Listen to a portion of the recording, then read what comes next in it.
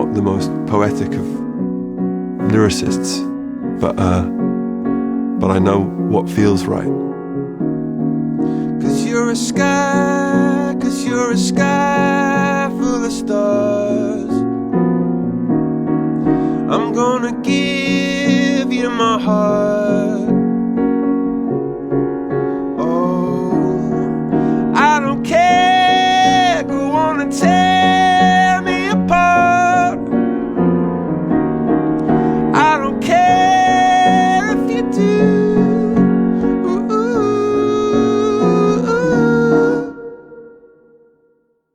Ghost Stories is probably an album about heartbreak, but it's not saying that something's broken so you should just give up.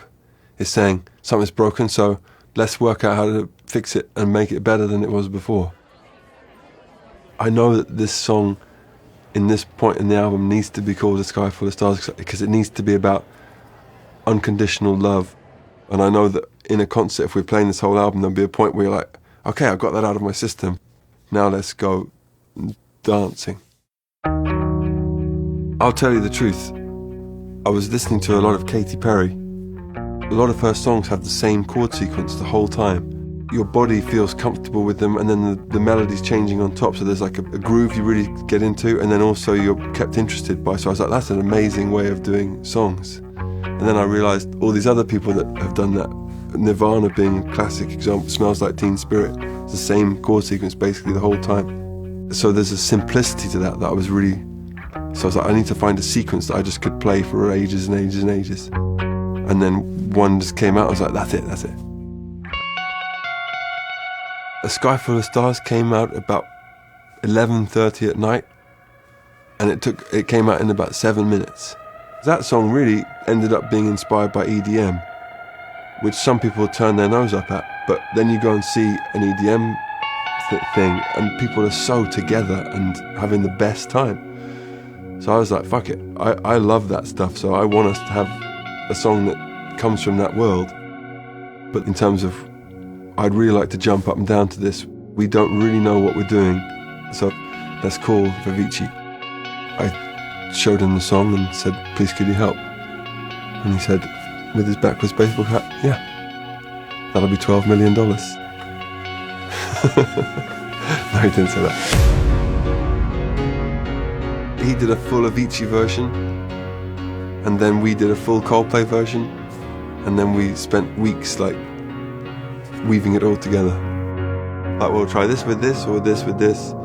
Essentially playing Tetris or something took fucking hours.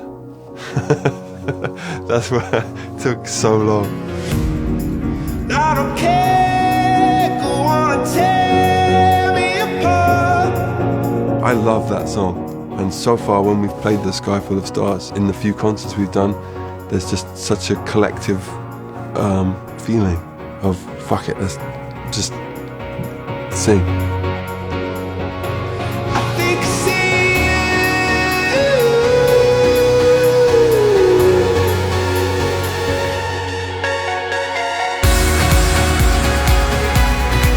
I love that it's come out of this dark place. It was the last song to be written, and I was asking for it for a long time. So we've got all these other songs going through this journey, and we need this like door opening to the sunrise. You're a sky full of stars, such a heavenly view.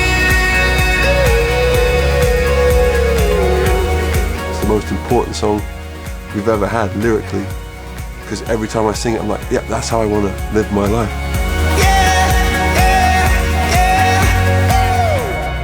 I mean, there's stuff going on in the world right now which you can't imagine. Why is this happening? It's crazy. I don't know what the answer is, but if you didn't have faith in the universe that somehow something great will emerge at the end, then we'd all give up, and that would be a waste of everyone's time. That would be terrible.